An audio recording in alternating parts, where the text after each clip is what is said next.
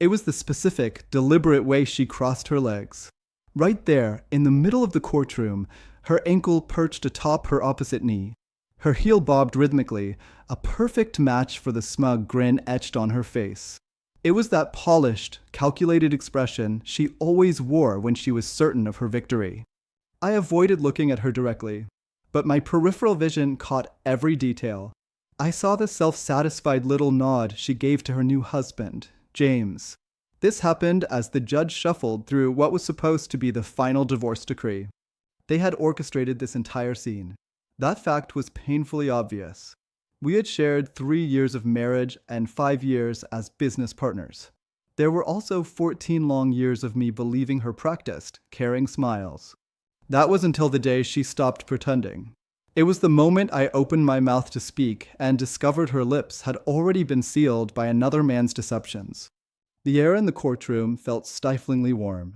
Or perhaps that was just the simmering fury that had begun boiling in my chest 5 months ago. It had never once subsided. Her lawyer gave a nervous cough. James let out a laugh that was too loud. It was too clearly rehearsed for the occasion. She then placed her hand gently over his. It was a silent signal passing between them. I watched as the judge's hands suddenly stilled over the documents. And then he laughed. It wasn't a light chuckle or a sound of amusement. He leaned back in his tall leather chair and set the papers down firmly. He laughed with the force of someone who had just encountered a shocking twist. It was a story he never saw coming. And for the first time in many months, I allowed myself a faint, cold smile. 6 months prior, she told me she desperately needed space. She claimed she was drowning in the very empire we built together. She said I had transformed into an unfeeling machine, incapable of love or even a moment's pause. The irony was a sharp, bitter pill. It was cutting from the same mouth that had once fervently begged me to push harder. She had wanted to expand faster and grow the company at any cost. I took her words to heart, believing her. I even booked her a luxurious wellness retreat. She left our home with what I thought were genuine tears. But she returned filled with a heavy, impenetrable silence. Something was profoundly different. She became excessively polite and unnervingly still. Her eyes no longer darted around a room taking everything in. Instead, they scanned me, analyzing and assessing. When I asked if she was all right, she simply kissed my cheek. And when I finally checked the security camera footage the following weekend, a nagging feeling whispered that something was wrong. I saw him. James was sitting casually in my office chair. His feet were arrogantly propped up on my desk, and he was laughing with her.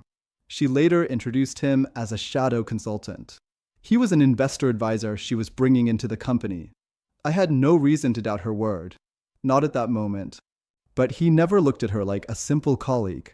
He gazed at her with the same adoration I once had. This was before she learned how to effectively weaponize affection. It was before she traded genuine warmth for cold, hard strategy.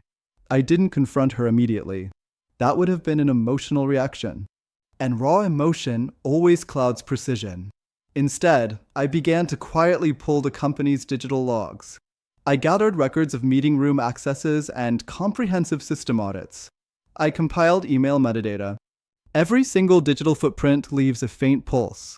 You just have to know the right places to press and listen. It did not take long to uncover the alarming frequency of his unauthorized presence. I found clear overlaps with her private calendar. There was midnight access to sensitive financial folders. She had no official clearance for these. There were deleted messages I managed to recover. Each had a digital timestamp she never imagined I could trace. I decided to hire a professional. Not the kind you find with a simple online search. He was the sort you meet in dimly lit parking garages.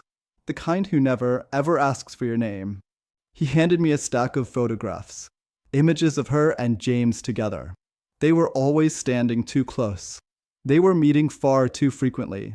There were shots from a hotel room and a conference booth. There were even photos from my own private cabin.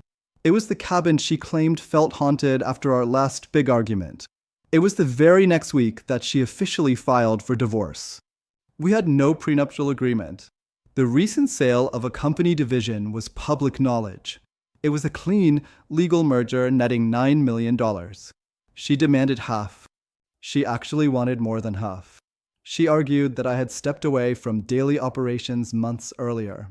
She said I let her run everything while I moved into a mere advisory role. She used my trust against me. She told the court she was the sole active driving force. She claimed my detachment proved I no longer had any real claim to the company's heartbeat. I allowed her to believe her narrative was winning. I let her carefully write this story with her trembling hands and honeyed deceit. I possessed something she did not: patience. I also had a long, detailed trail of evidence. Just 3 days before our final hearing, I walked calmly into the courtroom clerk's office. I dropped a single, thick, sealed file on the counter. I left without a word. Inside was a devastatingly thorough financial audit. It included minutes from board meetings she thought I'd missed. There were records of concealed fund transfers. These were traced directly to a shared offshore account in her and James's names. None of it was strictly illegal, but it was more than enough to demonstrate clear malicious intent. It was enough to completely fracture the clean hands claim upon which she had built her entire case. Included was a notarized statement from the attorney. He handled our original merger. It confirmed that I had always held a silent, controlling interest in the company. I had signed it over to a trust. It was a trust she didn't know bore my name. I used a carefully chosen pseudonym, because while she and James were busy playing at empire building, I had been constructing all the exits. I worked quietly and meticulously. The judge read every single page of it, and then he laughed that disbelieving laugh. I still refused to look at her. This continued even as the judge set the papers aside with a sigh. Her lawyer began to frantically fidget. All the color drained from James's face, wiping away his last drop of arrogance. "Miss Levant," the judge said. He finally turned his gaze directly toward her. "I would strongly advise you to revisit the legal definitions of perjury and fraud." Her confident smile finally cracked. It was only a slight fissure, but it was just enough to reveal the edge of something raw and real beneath the polished facade. It was pure, unadulterated fear. I leaned forward slowly. It was not to gloat and not even to speak. It was to place one single, additional document on the table between us. It was a copy of a transfer she had signed 2 years ago. It gave me full, irrevocable legal rights to all major decisions in the company. She signed it while she was giddy on champagne. This was right after I closed our first 8-figure deal. She believed it was merely a ceremonial, romantic gesture. She never bothered to read it. She just signed. And now it sat between us on the polished wood. It was as sharp and final as a blade. James instinctively grabbed for her hand. She jerked it away from him violently. Finally, her eyes met mine. They were wide with shock and panic. I looked directly back at her. There was no rage left within me. There was no fire, just a vast, empty silence. I felt the strange, piercing clarity that only arrives once the storm has finally passed. It is the realization that you are the only one left standing. They often say that betrayal feels like a raging fire. They are wrong. It feels like ice. It is a numbing, cold, and utterly methodical feeling. She tried her best to ruin me. What she never truly understood was how I built the company. I built it exactly how I built myself. It was layer by careful layer. I used redundancy after redundancy. I had accounted for potential failure. I had accounted for theft and for betrayal. I had accounted for hers, especially for hers. The judge dismissed her entire claim with prejudice. I walked out of the courtroom long before they even called the next case. I did not turn back for a final glance. I didn't need to, because the thing about true silence is that it often echoes far louder than any scream ever could. And in that quiet courtroom, I had just left behind a devastating, resounding avalanche.